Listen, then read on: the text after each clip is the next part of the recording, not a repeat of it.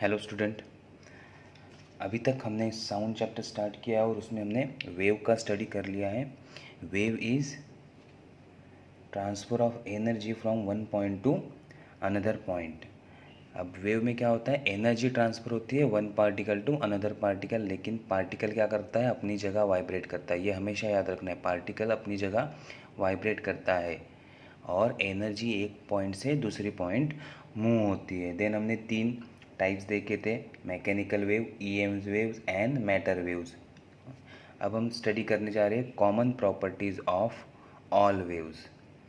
ये प्रॉपर्टीज सभी वेव के लिए वैलिड है, बट हम साउंड का स्टडी कर रहे हैं इसलिए हम स्पेशली मैकेनिकल वेव पे फोकस करेंगे। किस पे करेंगे? मैकेनिकल वेव्स पर हम फोकस करेंगे। जो हम आज कॉमन प्रॉपर्टी स्टडी करने जा रहे हैं वो सारे वेव्स के लिए वैलिड है, लेकिन हम किस पे फोकस करेंगे? मैकेनिकल वेव्स कि ये प्रॉपर्टी मैकेनिकल वेव की प्रॉपर्टी है, ऐसा करके हम स्टडी करेंगे। ओके, तो फर्स्ट प्रॉपर्टी है हमारी, फर्स्ट प्रॉपर्टी है एम्पलीट्यूड। एम्पलीट्यूड को डिनोट किससे किया जाता है? ए लेटर से। And what is amplitude? Maximum displacement of particle of the medium from its mean position. Maximum displacement of particle of medium, medium के पार्टिकल का मैक्सिमम डिस्प्लेसमेंट जहाँ तक होता है उस डिस्प्लेसमेंट को हम क्या कहते हैं? एम्पलीट्यूड। कहाँ से डिस्प्लेसमेंट होगा? रेस्ट पोजीशन से या फिर उसकी मेन पोजीशन से। ओके, अब वाटर वेव में वाटर क्या है? मीडियम। तो वाटर का पार्टिकल मैक्सिमम कितने अप जाता है या कितने डाउन जाता है, that is known as a amplitude. और उसका ऐसा यूनिट क्या है? मीटर। उसको किस में मेजर किया जाता है? मीटर में मेजर किया जाता है। ओके, अब हम डायग्रामेटिक फॉर्म से स्टडी करते हैं। देखो, अब पार्टिकल, यहाँ सारे पार्टिकल होंगे और ये पार्टिकल क्या कर रहे हैं? सारे अप एंड डाउन मोशन कर रहे हैं। तो पार्टिकल का डिस्प्लेसमेंट कहाँ होगा? अप होगा या डाउन होगा? मैं यहाँ एक पार्टिकल ड्रॉ कर लेता हूँ। ओके, तो अब पार्टिकल एक तो अप होगा या फिर डाउन, और ये क्या है? इसकी मीन पोजीशन। रेड लाइन क्या इंडिकेट कर रही है? Mean position. और पार्टिकल कहाँ जाएंगे? एक तो अप जाएंगे या फिर डाउन जाएंगे। तो यहाँ का पार्टिकल 0 पे है, यहाँ का पार्टिकल थोड़ा ऊपर है, यहाँ का पार्टिकल मैक्सिमम गया है। तो ऐसे पार्टिकल का वाइब्रेशन चलता रहेगा और वो एनर्जी एक से दूसरे को पास करते रहेंगे। अब देखो, एम्पलीट्यूड क्या कहता है? Maximum displacement from mean position. Means means हमारी रेड लाइन से मैक्सिमम कितने तक पार्टिकल डिस्प्लेस कर सकते हैं? ये यहाँ तक, ये, या फिर डाउनवर्ड अगर जाएंगे तो ये यहाँ तक। तो इसे हम क्या कहेंगे? एम्पलीट्यूड ए। इस डिस्टेंस को क्या कहेंगे? एम्पलीट्यूड ए। यहाँ से यहाँ तक का डिस्टेंस क्या होगा? एम्पलीट्यूड। और यहाँ से डाउनवर्ड अगर हम मेजर करेंगे, दिस इज ऑल्सो एम्पलीट्यूड। तो एम्पलीट्यूड क्या होता है? Maximum displacement from main position. तो हर एक पार्टिकल मैक्सिमम इतना डिस्टेंस जा सकता है ऊपर, इसलिए इसे क्या कहते हैं? एम्पलीट्यूड। और डिस्टेंस को किससे मेजर किया जाता है? मीटर से। ओके, नेक्स्ट अब हम सेकेंड प्रॉपर्टी स्टडी करते हैं। Next, wave length. वर्ड ही इंडिकेट कर रहा है वेव लेंथ। किसका लेंथ मेजर कर रहे हैं? वेव का लेंथ। किसका लेंथ मेजर कर रहे हैं? वेव का, इसलिए उसे कहते हैं वेव लेंथ। और उसको डिनोट किससे किया जाता है? लैम्बडा से। इसे क्या कहते हैं? लैम्बडा। उसको डिनोट किया जाता है लैम्बडा से। So wavelength is the distance between two successive particle which are in the same state of vibration. Wavelength distance है किसके बीच में? दो सक्सेसिव पार्टिकल, दो सक्सेसिव, एक के बाद एक आने वाला particle, to successive particle which are in the same state of vibration. दोनों का वाइब्रेशन क्या होना चाहिए? सेम स्टेट में। अगर दोनों ऊपर जा रहे हैं मैक्सिमम में तो दोनों मैक्सिमम में होने चाहिए। दोनों अगर डाउनवर्ड जा रहे हैं तो डाउनवर्ड में, मैक्सिमम में होगा तो मैक्सिमम होनी चाहिए। तो समझ में आ रहा है? तो अब हम वापस इसको डायग्राम से स्टडी करते हैं। अब देखो, यहाँ का पार्टिकल किसने पे है? 0 पे है। यहाँ का पार्टिकल 0 पे है और जा कहाँ रहा है? और बाकी वाले पार्टिकल ऊपर जा रहे हैं। ओके, अब ये पार्टिकल भी देखो, तुरंत इसके बाद वाला पार्टिकल ये भी 0 पे है और उसके बाद ये वेव का डायरेक्शन इसके बाद ऊपर है। तो इन दोनों का कंडीशन सेम है। So distance between this two particle is nothing but a wave length. Distance between this two particle is nothing but a wave length. इसको डिनोट किससे करते हैं? लैम्बडा। या फिर ये पॉइंट ले लो, ये मैक्सिमम है, यहाँ भी ये पॉइंट मैक्सिमम है, ये दो पार्टिकल सेम स्टेट में वाइब्रेशन के, ओके। तो इसे भी हम क्या कह सकते हैं, वेवलेंथ। थर्ड, ये पॉइंट, कोई भी पॉइंट जो सेम स्टेट ऑफ वाइब्रेशन में है, दोनों का वाइब्रेशन कैसे होना चाहिए, सेम से, और सक्सेसिव पार्टिकल चाहिए, तुरंत इसके बाद आने वाला पार्टिकल जिसका स्टेट सेम है, that is known as a wavelength lambda. अब ये भी लेंथ है, डिस्टेंस है, तो इसको किससे मेजर करेंगे, मीटर से, तो इसका ऐसा यूनिट भी क्या होगा, मीटर होगा। तो सेकेंड प्रॉपर्टी समझ में आ गई। अब हम थर्ड प्रॉपर्टी स्टडी करते हैं। थर्ड प्रॉपर्टी, टाइम पीरियड और पीरियड, इसको डिनोट किया जाता है टी से। Time required to complete one vibration by a particle of medium is the time period of wave. Time required to complete one vibration, एक vibration complete करने के लिए, एक वाइब्रेशन कंप्लीट करने के लिए पार्टिकल को जो टाइम लगता है उसे हम क्या कहते हैं, टाइम पीरियड। याद रखना है, एक वाइब्रेशन के लिए जो टाइम लगता है उसे हम कहते हैं time period of the wave. और टाइम किस में मेजर किया जाता है, सेकेंड्स में मेजर किया जाता है, ओके। देखते हैं हम अब एक वाइब्रेशन हम किसे कहेंगे, तो हम पार्टिकल के फॉर्म में पहले देखते हैं। तो पार्टिकल पहले अप जाएगा मैक्सिमम पोजीशन, बाद में रिटर्न मिनिमम पोजीशन में आएगा, बाद में डाउनवर्ड जाएगा और रिटर्न अपनी पोजीशन पे आएगा, उसे हम कहते हैं क्या, वन वाइब्रेशन। पहले कहाँ जाएगा, अप, देन अप से डाउन, और डाउन से वापस अपनी मेन पोजीशन पे आएगा, तो उसे हम क्या कहते हैं, वन वाइब्रेशन। तो ये देखो, पार्टिकल अप देन डाउन वापस अपनी मेन पोजीशन पे, तो उसे हम क्या कहते हैं, एक वाइब्रेशन। तो ये कंप्लीट हमारा एक वाइब्रेशन है, और एक वाइब्रेशन के लिए लगने वाला टाइम को हम क्या कहते हैं, टाइम पीरियड।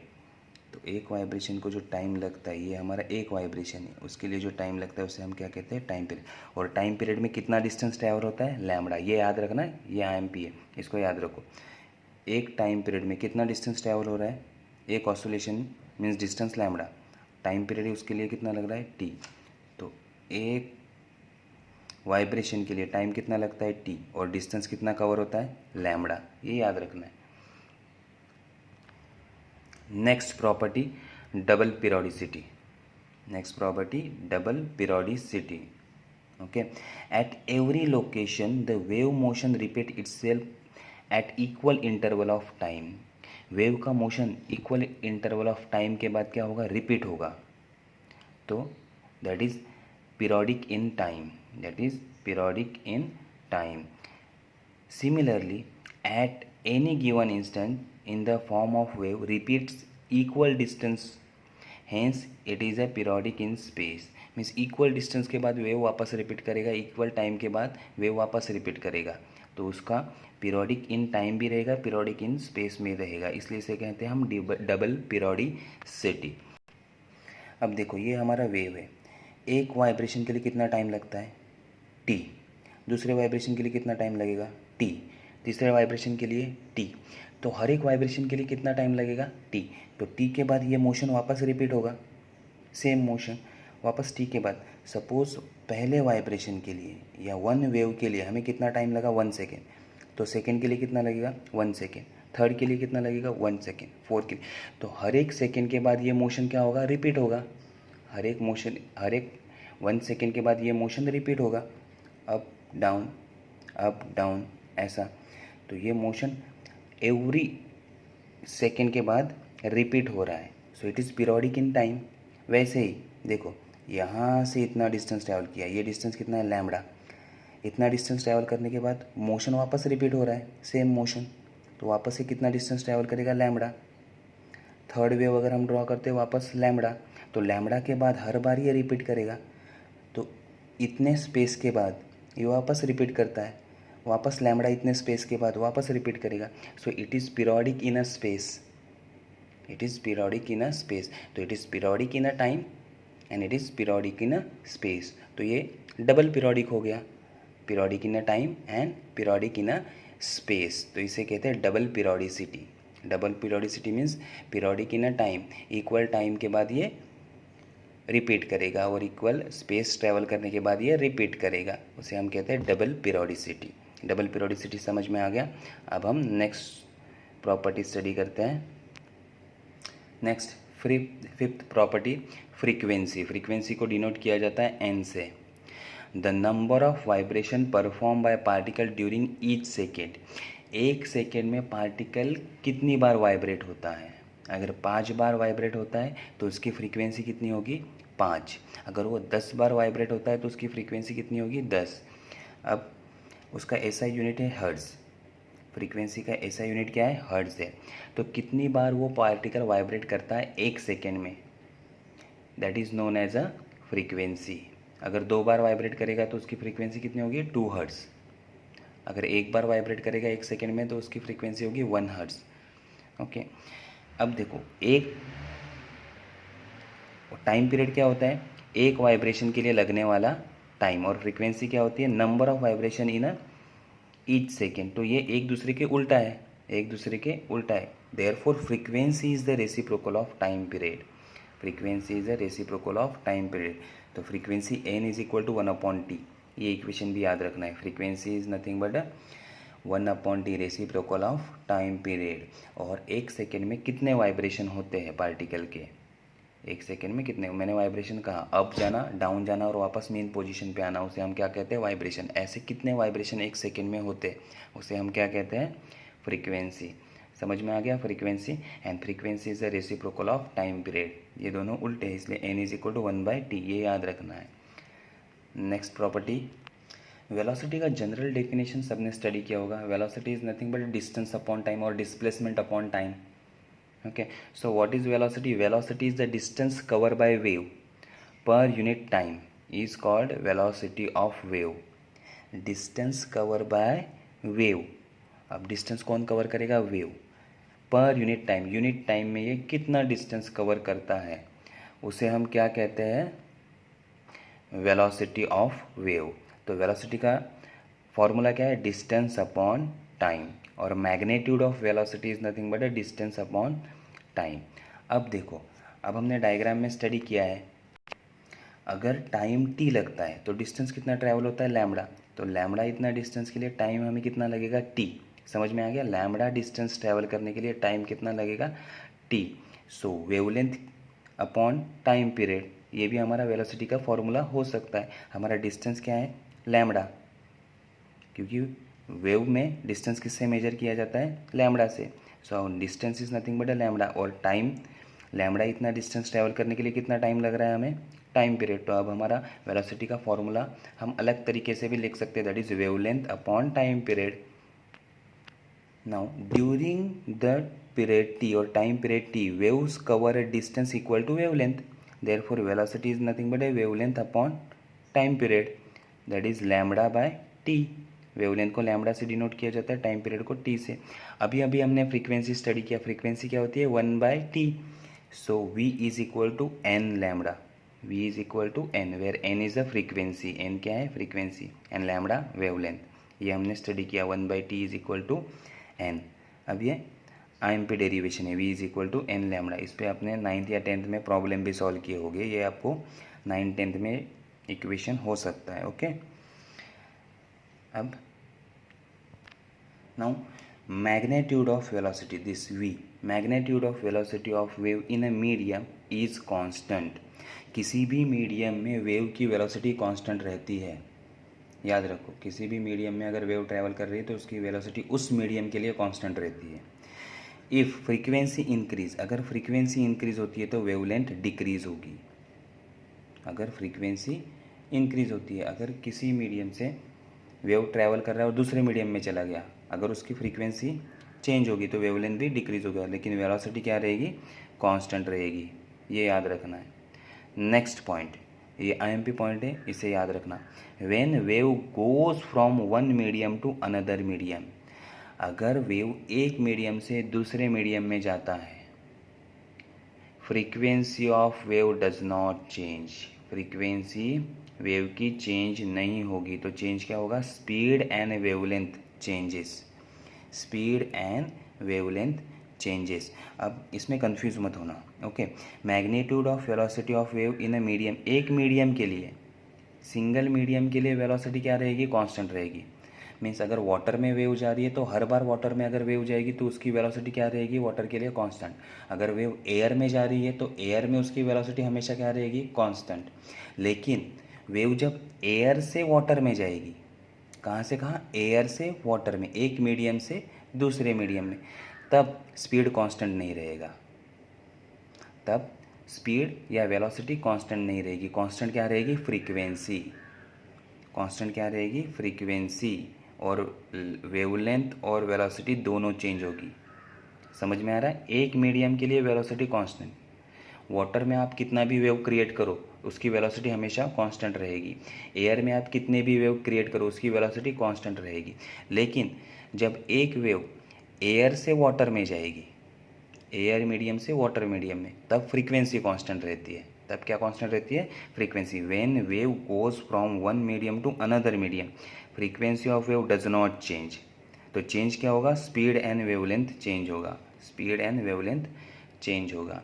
मीन्स एयर से अगर वाटर में चली गई तो उसकी स्पीड कम हो सकती है, तो स्पीड कम हो गई तो it is depend on wavelength. ये याद रखना है, ये याद रखना है, ये जो रेड बॉक्स किया है उसको याद रखना है, ये हमेशा काम आएगा आपको। नेक्स्ट, चलो अभी हम मीडियम की बात कर रहे थे। किसकी बात कर रहे थे, मीडियम की बात कर रहे थे। So for mechanical wave to propagate through the medium, mechanical wave को मीडियम से प्रोपोगेट करने के लिए या आगे आगे बढ़ने के लिए कौन सी प्रॉपर्टी होनी चाहिए, या मीडियम कैसा होना चाहिए। मीडियम कैसा होना चाहिए कि उस पर वेव ट्रैवल हो। ओके, तो first, medium should be continuous and elastic.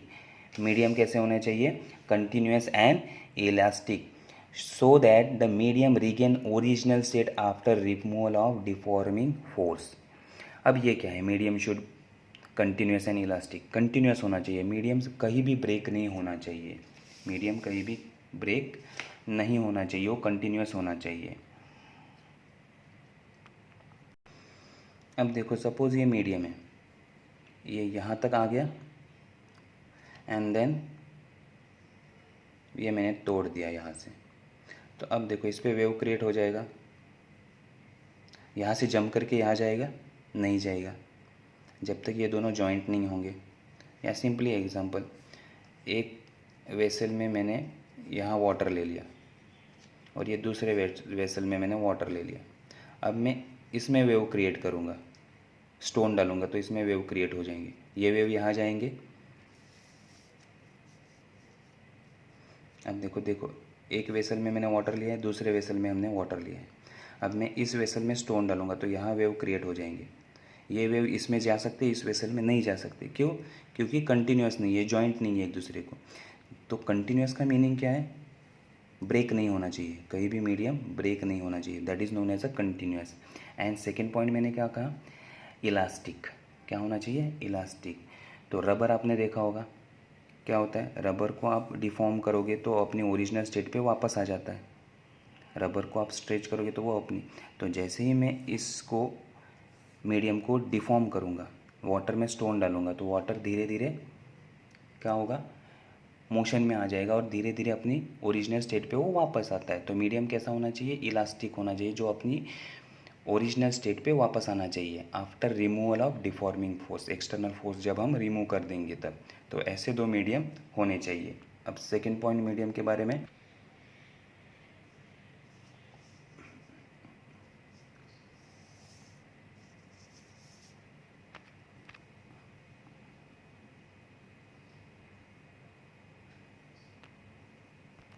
Second point, the medium should possess inertia, medium should capable to store energy and transfer it in the form of wave. Okay, medium should possess inertia. Inertia means change को oppose करना उसे आना चाहिए, change को oppose करना उसे आना चाहिए।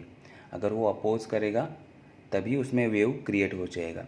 ये बाद में हम इनर्शिया बाद में स्टडी करेंगे। Inertia is opposition to the change, जो भी चेंज हो रहा है उसको अपोजिशन करना मीन्स क्या होता है, इनर्शिया। तो उसको जो भी चेंज हो रहा है उसको अपोज करना आना चाहिए। अगर पार्टिकल ऊपर जा रहे हैं तो वापस अपनी मेन पोजीशन पे आना चाहिए, इसलिए उसको चेंज को अपोज करना उसे आना चाहिए। दूसरा, medium should capable to store energy.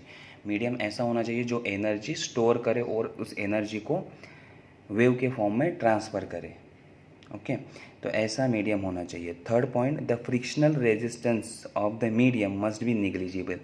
जो मीडियम में फ्रिक्शन हो रहा है, मीडियम में क्या हो रहा है, फ्रिक्शन हो रहा है, वो कैसा होना चाहिए, निग्लिजिबल। अगर फ्रिक्शन होगा, दो मॉलिक्यूल वाइब्रेट कर रहे साइड बाय साइड, दो मॉलिक्यूल वाइब्रेट हो कर रहे साइड बाय साइड, और उसमें फ्रिक्शन हो गया, तो धीरे धीरे मोशन क्या होता जाएगा, डाई होता जाएगा और ऑसिलेशन कम होता जाएगा।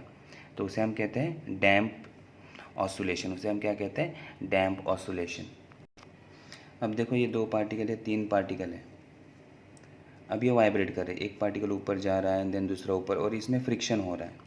तो अब हमारा वेव ऐसे क्रिएट हो रहा था, तो अगर इसमें फ्रिक्शन हो जाएगा दो मॉलिक्यूल में, तो अब धीरे धीरे क्या होता जाएगा, ये वेव छोटा होता जाएगा, इसे कहते हैं डैम्प। धीरे धीरे ये वेव डाई होता जाएगा। तो इसमें फ्रिक्शन क्या होना चाहिए, बहुत कम। अगर मॉलिक्यूल में फ्रिक्शन नहीं होगा तो वेव ज़्यादा दूर तक जा पाएगी, वेव ज़्यादा दूर तक जा पाएगी। इसलिए frictional resistance of medium should be negligible. Seventh property, phase and phase difference. What is phase and phase difference? The state of oscillation of particle is called its phase. Means oscillation के कौन से state में है particle, उसे हम क्या कहते हैं, फेज कहते हैं। उसे हम क्या कहते हैं, फेज। ऑसिलेशन के कौन से स्टेट में है, तो ऑसिलेशन का स्टेट अगर हमें पता लगाना है तो हमें 3 पॉइंट पता होना चाहिए। एक, डिस्प्लेसमेंट, पार्टिकल का डिस्प्लेसमेंट कैसे हो रहा है, particle up and down motion कर रहा है तो कहाँ पे है वो पार्टिकल। सेकेंड, हमें पता होना चाहिए वेलोसिटी, एंड थर्ड हमें पता होना चाहिए ऑसिलेशन नंबर। क्या पता होना चाहिए, ऑसिलेशन नंबर। अब देखो मैं यहाँ वेव ड्रॉ करता हूँ, ये होगा हमारा डिस्प्लेसमेंट, क्योंकि particle up and down motion करता है, तो ये एक्सिस हमें क्या बताएगा, डिस्प्लेसमेंट। और ये पॉजिटिव एक्स डायरेक्शन में वेव हमारा ट्रैवल कर रहा है। अब देखो ये हो गया हमारा एक ऑसिलेशन, ये दो ऑसिलेशन, ये तीन ऑसिलेशन। तो अब पार्टिकल कौन से ऑसिलेशन में है, फर्स्ट, सेकेंड या थर्ड, वो हमें बताएगा ऑसिलेशन नंबर। वेलोसिटी, इसकी वेलोसिटी कौन से डायरेक्शन में है, और डिस्प्लेसमेंट।